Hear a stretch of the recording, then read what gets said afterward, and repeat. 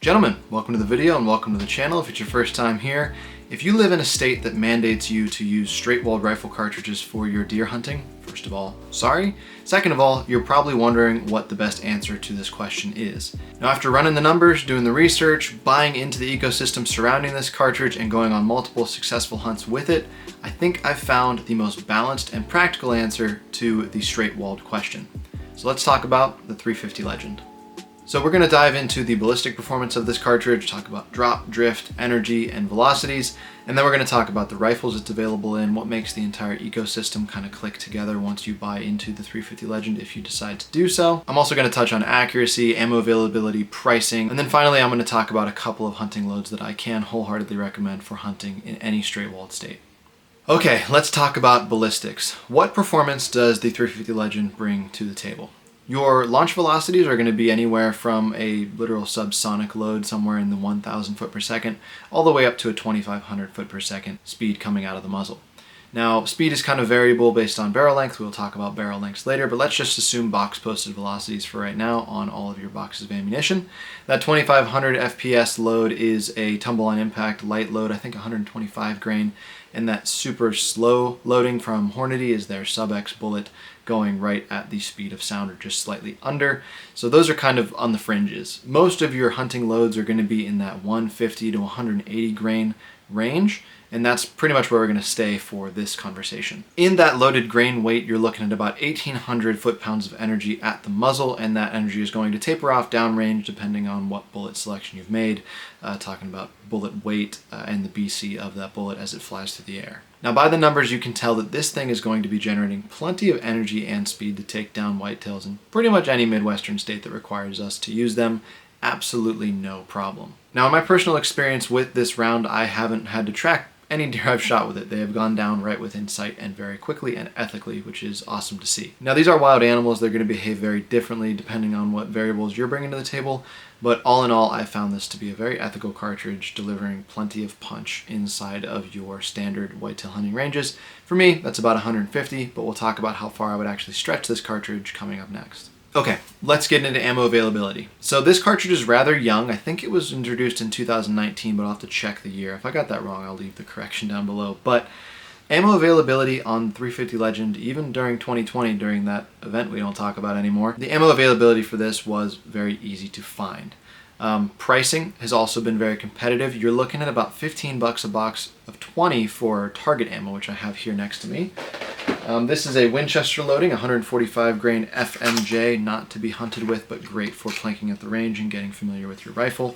This stuff goes for about $15 per box of 20 and is a super standard looking load right there, as you can see. And then for a hunting specific load like the 165 FTX from Hornady, you're looking at about 30 to 32 bucks a box of 20, which is still really competitive when you take into account other hunting ammo on the market from different cartridges and calibers that are still legal in the state.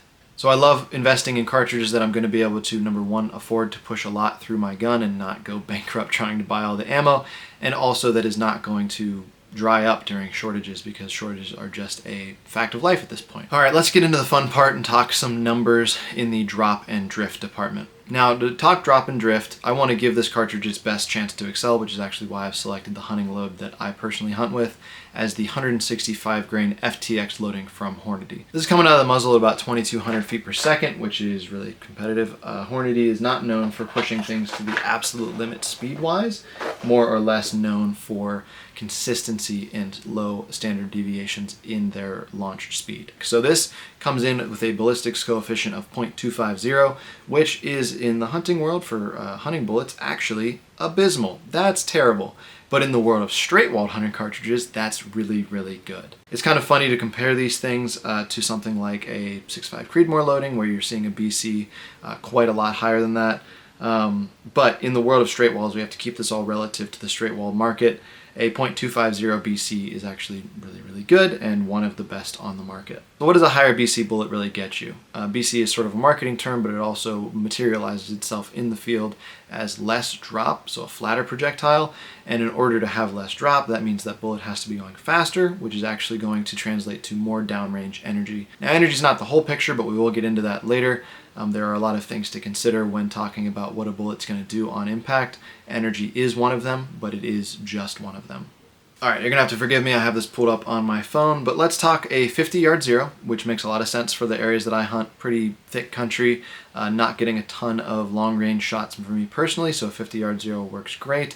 And then if I ever have to take a shot out onto maybe an ag field or something like that, this is going to be when this chart is going to come in handy. At 100 yards, we're looking at a ½ inch of drop, which is obviously negligible, and at 150 yards, we're looking at 3.2 inches of drop, so about yay much.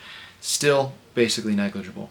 Once you get out to 200 yards, you're looking at 8.8 inches of drop. This is where I'm going to start holding higher on the back of that deer and dropping that 8 inches into the vitals. Out at 250, you're looking at about 18 inches of drop. For something like that, it's a little bit harder to estimate with the naked eye, so having a dial-up scope is going to help you a lot. And then out to 300 yard, which I'm arguably not going to be taking shots that far for ethical reasons, we'll get into that soon, you're looking at 30.6 inches of drop. So still very doable with a dial-up scope. If we translate that into MOA for your dial, that is 9.7 MOA of dialing at 300 yards and 6.8 MOA of dialing at 250. Now listen, I'm not going to lie to you and tell you that this is a great long-range cartridge. This, in the world of long-range cartridges, absolutely sucks. It's a low BC launching at a low velocity with a lot of drop and a lot of wind drift. Based on this chart, I'm cutting this thing off at 250 yards, right?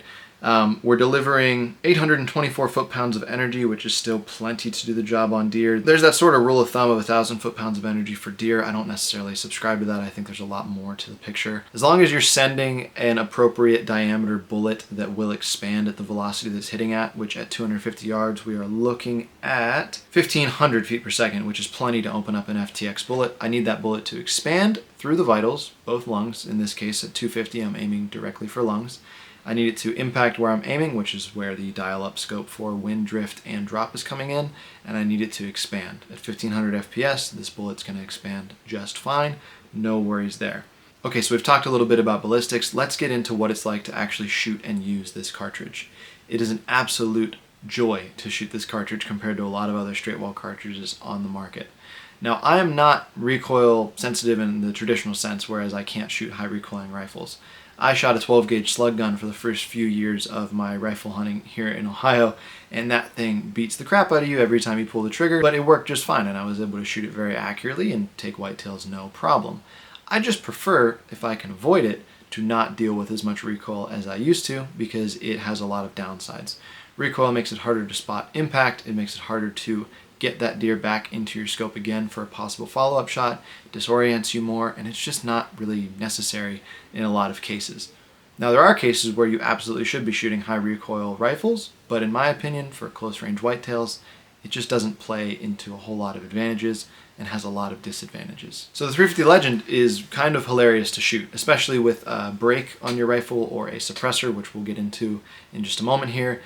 That gun goes off and you kind of laugh at it. The last deer I took with this rifle was at 120 yards, give or take 5 yards here or there, and I was actually able to get down on a rest, dial up to 9 power on my scope, and take my shot and spot the impact on the animal by the time the bullet made it there, which was really cool. That doe went down hard and fast. That was the end of the hunt. Alright, now let's talk about the rifles that this cartridge comes available, and they are vast. One of my favorite features about the 350 Legend is it is very similar to a 223 case. It's actually the same bolt head of a 223, which we'll get into in just a second, but it feeds wonderfully out of AR-15 pattern magazines. It's a 10-shot 350 Legend magazine, and as you can see, it is clear. This rifle is clear, and this is my Ruger American Ranch Gen 1 in 350 Legend, which is my selected hunting rifle for here in Ohio. Now, this video is not about this rifle. I will be bringing a video on this rifle to the channel soon, but it's not really the focal point of this video. What is the focal point of this section of the video is to mention that this cartridge runs beautifully in the AR-15 platform. If you already have an AR-15 that's chambered in 5.56, all it is a barrel swap and a gas tune job to get it to run 350 Legend just fine. You might want to switch out a buffer in your buffer tube to make it run a little more reliably, but since it has a 223 bolt face and you can just buy 350 Legend magazines that fit in your AR already, that's all you have to switch to get your existing AR platform to shoot the 350 Legend. If you look at Weatherby, Ruger, Winchester, like I said, pretty much any competitive manufacturer right now, Remington for example, they're all making 350 Legend rifles, and they are building them very similarly. So they are very light, handy, and actually rather short on the barrel length, which we're going to get into right now. What's nice about the 350 Legend is it's not negatively affected by short barrel length, hardly at all, compared to something like the bottleneck hunting cartridge counterpart, which is going to lose like 50 to 75 feet per second per inch of barrel you take off. The 350 Legend is quite a lot less. The difference between a 24-inch barrel shooting a 350 Legend cartridge and a 16-inch barrel shooting the same cartridge is not negligible, but for hunting ranges, you can basically just hunt with a 16-inch and lose very little performance in the 350 Legend cartridge. Now this is great because we're shooting mostly short-range stuff here in Ohio anyways, just based on the landscape and what we got to work with. But having a rifle that is shorter, lighter, and handier is just downright going to be an advantage in all cases. And pretty much everybody who makes a 350 Legend variant in their lineup has a short, handy version, and that's the one that I would kind of recommend going with. So rifle availability, absolutely off the charts, and they are specifically designed for the type of hunting in the state that the cartridge was invented for. Short barrels also run really well with muzzle devices, and on this rifle I've got this beefy 3-port muzzle brake, which is mostly the reason why I'm able to spot impacts on targets out past 100 yards. It's loud, it's obnoxious, it looks freaking stupid, but it does its job so well that I have left it on there. This is not really to dampen the recoil of the rifle. There's hardly any recoil on a crowned barrel or with the threads exposed, whatever have you. But with the brake on there, again, loud, disorienting, makes your ears ring a little bit if you're not wearing Ear Pro, but it makes this rifle shoot so flat that it barely moves in the hand, which makes it easy to hand off to newer hunters, younger shooters, or people like me that just don't want to deal with the recoil and want to be able to get back on target really fast for a follow-up or even spot impacts to know exactly what happened in the moment of firing. Now you could also just spin off this muzzle device, spin on your suppressor, and then run a subsonic loading from a company like Hornady or whoever else makes one, and then you would have a super handy, super quiet, super packable rifle for pretty much all of your hunting needs in these straight wall states. And come to think of it, I might do that. Like I really want to do that, which means I need to buy another suppressor. I'm going to buy another suppressor. Let's compare this to some other straight walls on the market. Now, if you already have a good straight walled rifle and you maybe like running lever action, so you want the 4570 or 360 buckhammer, I fully support that. Those are great hunting cartridges as well. But when you compare them to those, you're typically, number one, with the 360 buckhammer, I believe you're actually limited to lever action only, which isn't a bad thing. Lever actions have so much drip, it's not even funny. If you go 4570, I believe again that is mostly a lever action round with quite a bit more recoil, and I think it's a bit overkill for deer. Now you can't really overkill something. Dead is dead. You can't make something too dead, but you can lose meat, and I don't want to deal with the extra recoil on the 4570 for me personally. When compared to the 450 Bushmaster, which inherits all of the AR-15 magazine compatibility that this one does, although a different bolt face, I like the 450 Bushmaster. It's a little bit higher powered cousin to the 350 Legend, but it's got that high recoil that I don't necessarily want to deal with. The ammo's more expensive, and I believe it's actually less versatile. So I'm still giving 350 Legend the edge over 450 Bushmaster. But again, if you already have one that's set up, I'd say that's a perfectly serviceable hunting round.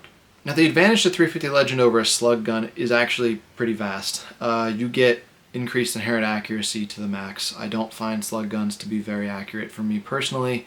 They're accurate enough to take deer, but they're not accurate enough to impress me from my experiences. You may have had different experiences, but these 350 Legend rifles, in all of them that I've shot, which has been 3 now, shoot sub-MOA at 100 yards, no problem, and they all shoot very consistently. Again, most people that I know that are hunting with 350 Legend are running this FTX loading from Hornady. I just recommend it to people around me because it's been so good in my experience. But when you compare it to maybe a 20 gauge slug or a 12 gauge slug, again, you're getting less energy with this, but out to a certain range, those slugs really start to fall off, drop like crazy, lose a lot of their energy, and lose a lot of their effectiveness on game. But this is just so well balanced. I think balance is really the name of the game here with this cartridge. So yeah, I'm going to prefer a 350 Legend over a slug gun pretty much any day of the week, and that's coming from somebody who hunted with slugs for quite a few years and had pretty good success with them as well. So that's about going to wrap up my synopsis on 350 Legend as a straight-walled hunting cartridge. My experiences with it have been phenomenal. If you have any experience hunting with the 350 Legend, I'm always interested to hear what your conclusions have been. Write down in the comments. If you're hunting with something else and it's working out great for you, I'd love to hear it down in the comments as well. I know people have some pretty cool exotic straight-walled cartridges that they hunt with in the states that mandate it. Other than that, guys, I'm going to go ahead and cut you guys loose. Thank you so much for watching, and I'll see you in the next video. Thanks, guys.